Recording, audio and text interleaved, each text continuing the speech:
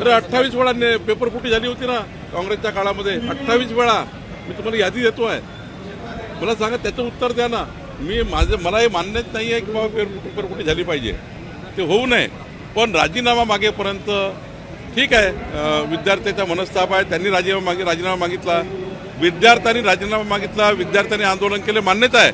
पण विद्यार्थ्याच्या आंदोलनाच्या मागे ज्या पद्धतीचं कटकारस्थान चालू आहे, ज्या पद्धतीचं राजकारण घुसलेलं आहे, ज्या पद्धतीचं राजकीय नेते त्या ठिकाणी या आंदोलनामध्ये ज्या पद्धतीनं या आंदोलनाला ते वेगळ्या पद्धतीने नेण्याचा प्रयत्न करत आहे. परवाच्या आंदोलनात बघितलं असेल, मध्ये कुशासाठी आले होते, कुणासाठी आले होते, कुणाला मारायला आणले होते. शेवटी दोन्ही भाग हे तपासले पाहिजे. मला वाटतं विद्यार्थ्याच्या आंदोलनाला काही आमचं म्हणणं नाही, त्यांचा मनस्ताप झाला आहे. पण काँग्रेस किंवा हे जे नौटंकीवाले आहे यांना काही यांना बोलायचा अधिकार नाही, कारण याच्या काळात 28 वेळा पेपरफुटी झाली आहे.